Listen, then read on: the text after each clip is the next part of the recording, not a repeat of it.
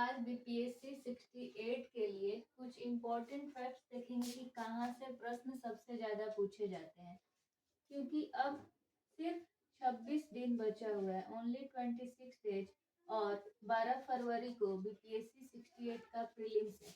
तो सबसे पहले देखते हैं कि किस पोर्शन को सबसे ज़्यादा पढ़ना है। तो सबसे पहले बिहार स्पेशल। बिहार स्पेशल में भी आपको क्या पढ़ना है? हिस्ट्री। इस हिस्ट्री में बिहार का एंशिएंट, मेडिवल और मॉडर्न। एंशिएंट में आपको पढ़ना है कि बिहार किस युग में आता है, यहाँ पे किस चट्टान से संबंधित जो भी महत्वपूर्ण चीजें हैं वो है, कहाँ से पत्थर के अवशेष मिले हैं, कहाँ से खुरपी के अवशेष मिले हैं, जो कुछ महत्वपूर्ण स्थल है जैसे चेचर है, चिरांद है, मनेर है, ये कुछ इम्पोर्टेंट जगह है। और इसी के अंतर्गत हमें हर्यक वंश और मगध के बारे में पढ़ना है, शिशुनाग वंश, नंद वंश इत्यादि पढ़ने के बाद, और जो भी विदेश से आए हैं जैसे हेनसांग आया, इतिसंग आया, ये सब बिहार में आके क्या कहते हैं, अपने पुस्तक में जो भी वर्णन करते हैं उसके बारे में पढ़ना है। उसके बाद मेडिवल बिहार। मेडिवल बिहार में ये पढ़ना है कि अफगानों ने कैसे शासन किया, किस तरह से अफगान आए और बिहार में शासन किए, जैसे शेरशाह सूरी ने क्या क्या किया, उससे संबंधित प्रश्न, जैसे कि पिछले बार पूछ दिया था शेरशाह का रोजा किसने बनवाया, या शेरशाह का रोजा कहाँ स्थित है, तो सासाराम में स्थित है। साथ ही साथ कर्नाट वंश, मिथिला वंश, ये सारा कुछ पढ़ना है। उसके बाद मॉडर्न बिहार। मॉडर्न बिहार में हमें पढ़ना है कि जब अंग्रेज आए तो पुर्तगालियों का क्या रोल था बिहार में, अंग्रेजों का क्या रोल था, जो भी यूरोपीय कंपनी थी बिहार में वो किस पर्पज से आई थी, उनका मेन फोकस था हमें यहाँ आना है और व्यापार करना है। तो बिहार से वो सोरा, अफीम, वस्त्र और भी कुछ जो उनके काम लायक हो ताकि उनका मुनाफा हो सके, इसलिए वो बिहार से अफीम, सोरा और वस्त्र लेके जाते थे। मुख्य रूप से सोरा। उसके बाद किस तरह से स्वतंत्रता संग्राम में बिहार का मुख्य रोल रहा, जैसे कि कौन कौन से इसमें नेता संबंधित थे, तो वीर कुंवर सिंह का नाम आता है। और 1857 की क्रांति का जो प्रभाव रहा वो उत्तरी भारत में ही रहा, वो भी कहाँ, यूपी, बिहार और दिल्ली। यूपी में जैसे कानपुर है तो वहां पे कौन कौन संबंधित है, लक्ष्मीबाई है, नाना साहेब है। उसके बाद बिहार का जगदीशपुर वाला एरिया है। और ऐसा कौन सा जिला है जो 1857 की क्रांति से बिहार में अप्रभावित रहा, वहां कोई प्रभाव नहीं पड़ा। तो इस तरह के प्रश्न भी पूछे जाते हैं। और साथ ही साथ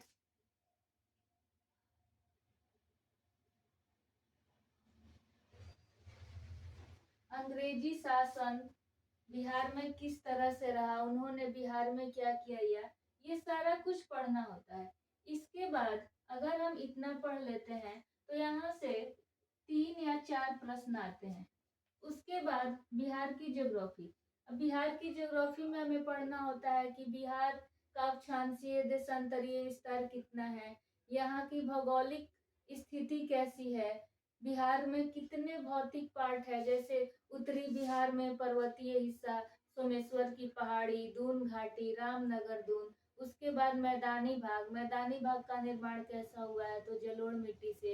इसका नीचे वाला दक्षिणी भाग पठारी भाग, जो छोटा नागपुर के पठार का हिस्सा है। इस तरह से हमें ये मालूम चलना चाहिए कि कैसे बिहार में अगर ये सारी चीजें हैं तो बिहार के उत्तर में पर्वतीय मिट्टी होती होगी, और बीच में गंगा नदी आ रही है, बिहार को 2 भाग में बांट रही है। तो गंगा नदी आ रही है तो जलोढ़ मिट्टी का निर्माण कर रही है। तो इस तरह से बिहार में सबसे ज्यादा जलोढ़ मिट्टी है। और नीचे वाला हिस्सा चट्टानी है। और बिहार के दक्षिण में झारखंड अवस्थित है और वो एक पठारी एरिया है। तो थोड़ा बहुत हिस्सा बिहार में भी है, ठीक है। तो इससे हमें मालूम चलता है कि जो भी खनिज संसाधन पाए जाते होंगे बिहार में, वो बिहार के दक्षिण एरिया में पाए जाते होंगे। जैसे चूना पत्थर, पाइराइट्स कहाँ मिलता है, तो रोहतास और कैमूर में मिलता है। अभी जो वर्तमान में है कि क्रोमियम, पोटास और सोना को किस किस ब्लॉक के लिए अनुमति दिया गया है कि आप यहाँ खनन करिए। तो उसमें औरंगाबाद है, जमुई है, रोहतास है। तो ये सारा कुछ इम्पोर्टेंट हो जाता है। जैसे भूगोल में ये भी पढ़ना है बिहार की नदियाँ किस तरह से, गंगा के उत्तरी सहायक नदियाँ कौन है, तो सबसे उत्तर पश्चिम में जो है, जैसे सपोज एक रफ डायग्राम बनाते हैं और ये गंगा नदी आ रही है, तो सबसे पहली नदी, उसके बाद और सबसे लास्ट वाली नदी, फिर इधर से भी एक नदी आ रही है। तो इसमें प्रश्न बनते हैं, पूछा गया प्रश्न है कि जब ये जो गंगा नदी बह रही है, तो सबसे पहली ये नॉर्थ हो गया, नॉर्थ बिहार, ये साउथ, इधर वेस्ट और इधर ईस्ट। तो वो पश्चिमी नदी जो बिहार में आके इसकी सहायता करती है गंगा की, तो ये सबसे किनारे है घाघरा। इसको याद रखना है कि घाघरा नदी और उसके बाद सेकंड है गंडक नदी, ये मदद करती है, और कोसी। बाकी ये सारी नदियां आके बिहार में मिल जाती हैं, घाघरा, गंडक, बूढ़ी गंडक, कमला, बागमती, कोसी, महानंदा। और जब प्रश्न ये पूछे कि बिहार का सबसे पूर्वी नदी कौन है, तो महानंदा है। और जब प्रश्न ये आए कि दक्षिण बिहार का सबसे पश्चिमी नदी, तो सबसे पहले है कर्मनाशा। और जब प्रश्न ये आए कि दक्षिण बिहार की कौन सी नदी है जो गंगा में दक्षिण के पश्चिम से सहायता करती है, तो हमें याद रखना चाहिए कि कर्मनाशा सबसे पश्चिम में है, लेकिन ये सहायक नदी नहीं है। इसकी सेकेंड वाली नदी है सोन नदी, जो अमरकंटक पहाड़ी से निकलती है। ये भी प्रश्न पूछा हुआ है, और सोन नदी ही है दक्षिण के पश्चिम हिस्से से जो गंगा की सहायता करती है। और जब पूछे कौन सी नदी है जो सबसे लास्ट में है, यानी दक्षिण के पूर्व में, ये साउथ ईस्ट और ये साउथ और ये नॉर्थ ईस्ट, तो इसके सबसे पूर्व में है चंदन नदी। ये चंदन और इधर सोन, ये याद रखना है। बाकी इधर घाघरा और महानंदा। तो ये चीजें याद होनी चाहिए, और ये मैप दिमाग में होना चाहिए कि कहाँ पे कौन सी नदी है। प्रश्न ये भी आ जाता है कि निम्नलिखित में से कौन सी नदी उत्तरी नदी है। अगर उत्तरी नदी के एक ऑप्शन में पुनपुन दे दे, एक ऑप्शन में सोन दे दे और एक में चंदन दे दे, तो ये तो एलिमिनेट हो जाएगा, होगा ही नहीं। और जहाँ पे हमें घाघरा, बागमती, कमला, कोसी, महानंदा दिखे, बस वही उत्तरी हो जाएगा। सेम वैसे ही दक्षिण बिहार की अगर नदियां हमें मालूम है, तो हम आसानी से प्रश्न को हल कर सकते हैं। तो सबसे ज्यादा प्रश्न यहीं से पूछे जाते हैं। फिर ये भी पूछ लिया जाता है कि जो बिहार में गंगा नदी है, तो ये किसके समानांतर है। तो ये यहाँ से आ रही है और ये बिहार है, तो ये बिहार के नेपाल और भारत के समानांतर है, ना कि इधर। ये भी हमें याद रखना है, ये भी प्रश्न पूछता है। फिर बिहार का पॉलिटी पढ़ना है, बिहार में कितने अनुमंडल है, बिहार में प्रमंडल की संख्या, और जो भी रिसेंट में चुनाव हुआ जैसे 2020 में, तो वो कौन सा लोकसभा का चुनाव था, कौन सा विधानसभा का चुनाव था, ये सारा कुछ पूछता है। और बिहार के इकोनॉमिक्स में मेनली बजट से प्रश्न पूछता है, और आर्थिक सर्वेक्षण यानी इकोनॉमिक सर्वे, और जो भी महत्वपूर्ण परियोजनाएं हुए हैं जैसे कन्या उत्थान योजना, 7 निश्चय योजना, हर घर तक फाइबर पहुंचाने वाला योजना जो वीडियो कॉन्फ्रेंस के थ्रू 2020 में हुआ था, तो ये प्रश्न आया हुआ भी है। अभी इसी वीडियो में हम कुछ इम्पोर्टेंट प्रश्न देखेंगे करेंट अफेयर्स के, जहाँ से मोस्ट इम्पोर्टेंट होता है कि हाँ यहीं से पूछेगा, तो वो सारा चीज हमें ध्यान में रखना होगा। फिर अगर हम बिहार स्पेशल पढ़ते हैं तो 35 क्वेश्चन आते हैं।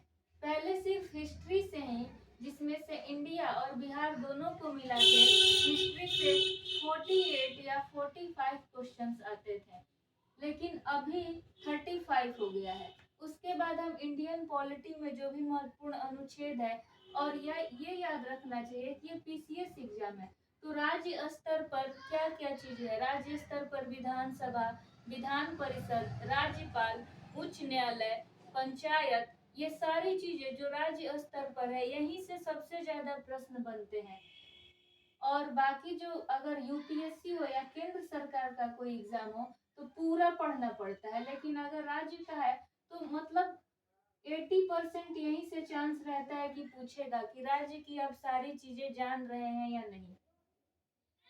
और वर्ल्ड ज्योग्राफी भी पूछता है, जैसे कौन सा सबसे बड़ा महाद्वीपीय देश है, कौन सा सबसे बड़ा मरुस्थल है, गर्म मरुस्थल, ठंडा मरुस्थल, इस तरह के प्रश्न। कौन सा देश लैंडलॉक है यानी स्थल रुद्ध देश है, यानी उसके किनारे सिर्फ चारों तरफ स्थल ही है, पानी नहीं है। इस तरह के भी प्रश्न पूछे जाते हैं। तो बड़ा छोटा और जो इम्पोर्टेंट चीज है उसको, और जो करेंट अफेयर्स में आ गया कोई देश तो वो भी पूछ लिया जाता है। अब करेंट अफेयर्स सबसे इम्पोर्टेंट है, यहाँ भी 30 से 35 प्रश्न आते हैं।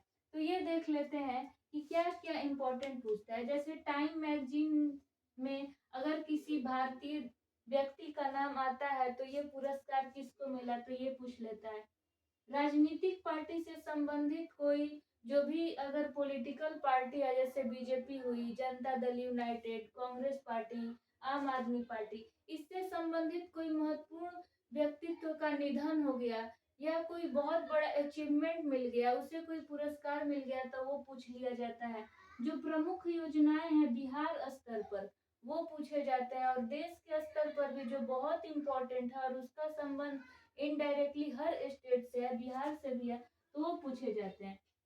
जैसे करेंट ऑर्गेनाइजेशन है, जैसे QUAD क्वेड, इस क्वेड में भारत है, जापान है, इस पे वीडियो भी बना हुआ है, ऑस्ट्रेलिया है, अमेरिका है। तो 2020 में पूछा था कि क्वाड्रिलेटरल एग्रीमेंट जो हुआ है इसमें कौन कौन सा देश शामिल है, तो भारत, जापान, ऑस्ट्रेलिया, अमेरिका। और पूछा था कौन सा शामिल नहीं है, तो ये बेसिकली बनाया हुआ है कि चाइना अपना अधिकार हर जगह ना फैलाए, जो भी समुद्री चीज में, इंडो पैसिफिक एरिया में, इधर जापान, इधर इंडिया, इधर अमेरिका और यहाँ ऑस्ट्रेलिया, तो इनका प्रभुत्व, ये जो चीन है इसका प्रभुत्व इन पूरे 14 देश में, इंडो पैसिफिक जो रीजन है कुल 14 देशों से मिलकर बना है। छोटे छोटे देश हैं, फिलीपींस है, स्विट्जरलैंड है, म्यांमार है, भारत का कुछ नीचे द्वीपीय वाला हिस्सा है।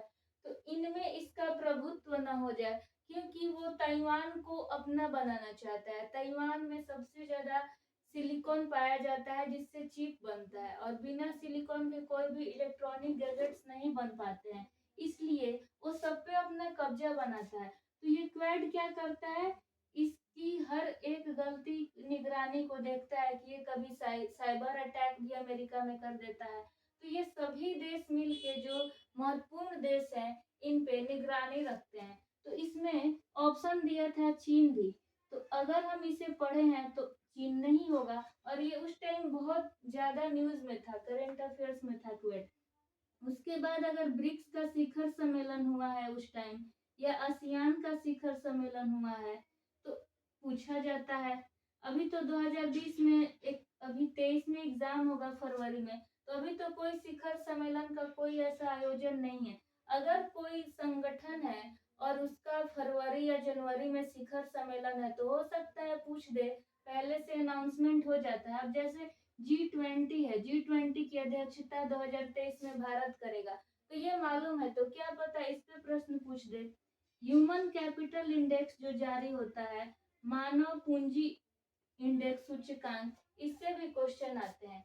अब देखते हैं कुछ इंपॉर्टेंट करेंट अफेयर्स के क्वेश्चन जो पूछे जाते हैं। जैसे पूछा गया था कि भारतीय क्रिकेट कंट्रोल बोर्ड द्वारा किसे सर्व भारतीय महिला चयन समिति का अध्यक्ष चुना गया है। और भी क्वेश्चन है, महिला एकल यूएसए ओपन टेनिस टूर्नामेंट 2020 किसने जीता, यानी यूएसए ओपन टेनिस टूर्नामेंट।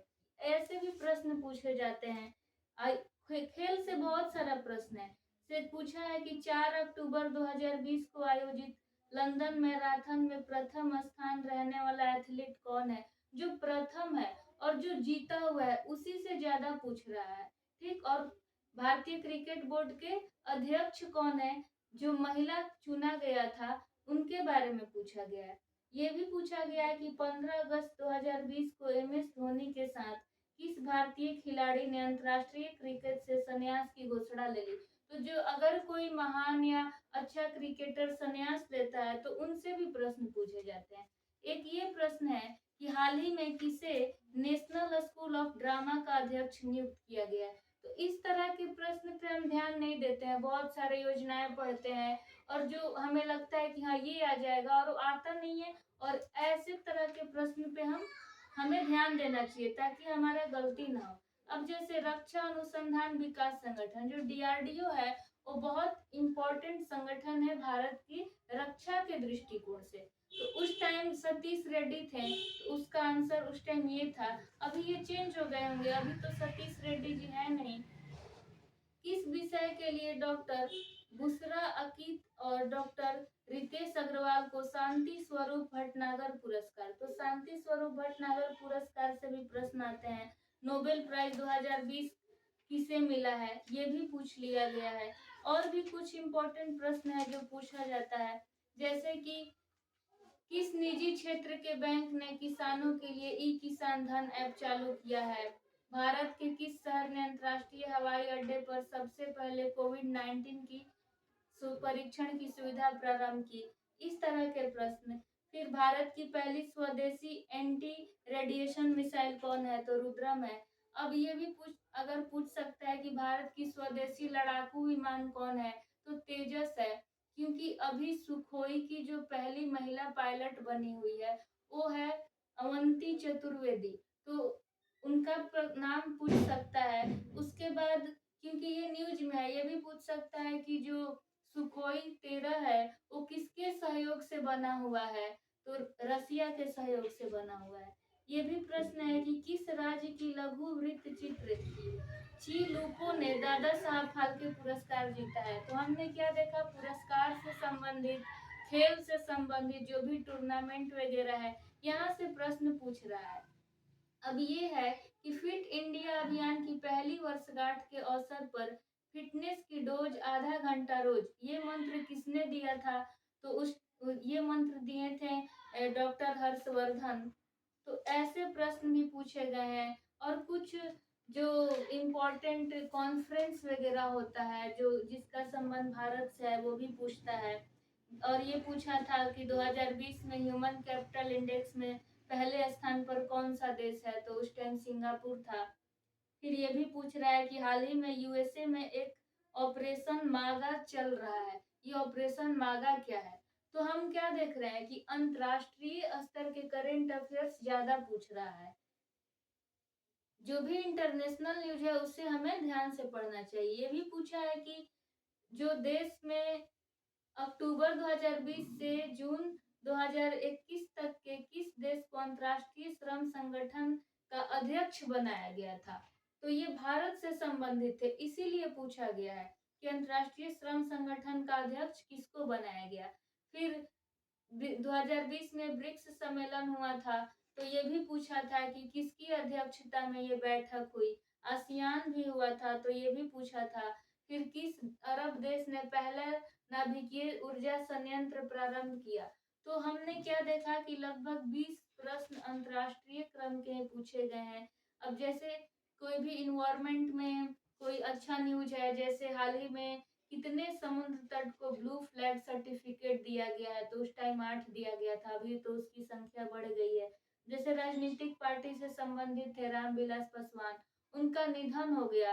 हो सकता है अभी नरेंद्र मोदी जी की माँ का देहांत हुआ, तो उनसे भी संबंधित पूछ ले कि इनका संबंध किस नेता से है, तो नरेंद्र मोदी से है। इस तरह के भी प्रश्न पूछे जा सकते हैं। फिर भारत के निर्वाचन आयोग ने कब बिहार विधानसभा 2020 के आम चुनाव के लिए प्रेस नोट जारी किया, तो ऐसे प्रश्न पूछे जाते हैं। और बिहार में एक योजना चली थी सितंबर 2020 में, राज्य में घर तक फाइबर योजना, तो ये योजना बिहार से संबंधित है। पूछा था किस राज्य से संबंधित है। फिर ये पूछा है कि बिहार के राजनीतिक स्वर्गीय रघुवंश प्रसाद सिंह पहली बार किस लोकसभा के लिए निर्वाचित हुए थे, तो इस तरह के प्रश्न। फिर क्वेड में निम्नलिखित में से कौन सा देश शामिल नहीं है, तो चाइना शामिल नहीं है। तो अगर हम अंतर्राष्ट्रीय लेवल का सब कुछ पढ़ेंगे तभी हमें समझ आएगा। तो ये कुछ करेंट अफेयर्स के प्रश्न थे। और साइंस भी पूछा जाता है। चौथा क्या है? Most important science. साइंस में फिजिक्स से ज्यादा क्वेश्चन होते हैं और केमिस्ट्री से। बायोलॉजी में पूछता भी है तो कवक का अध्ययन कहाँ किया जाता है, कोशिका के अध्ययन को क्या कहा जाता है, कोशिका से संबंधित जो माइटोकॉन्ड्रिया है, राइबोसोम है, अंतःप्रदवी जालिका है, ये पूछ लिया जाता है। कुछ विटामिन हैं, उनके आविष्कारक कौन है, और कुछ न्यूटन से संबंधित गुरुत्वाकर्षण, प्रकाश, प्रकाश का परावर्तन, अपवर्तन।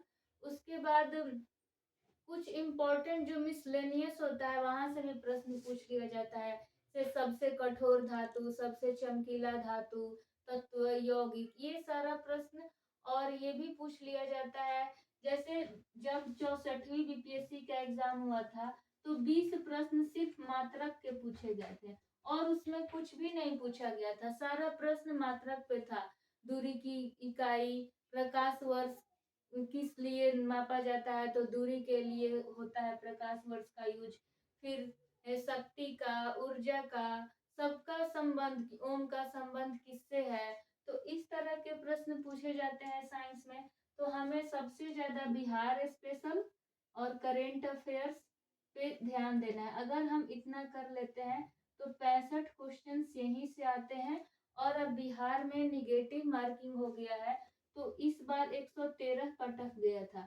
तो इस बार क्या पता 110 या 105 तक रहे।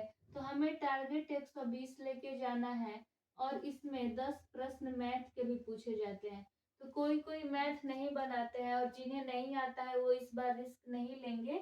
वो अपना मान के चलेंगे कि 140 प्रश्न आएंगे जीके के, जिसमें से हमें 110 कैसे भी लाना है, बस उनका काम हो जाएगा।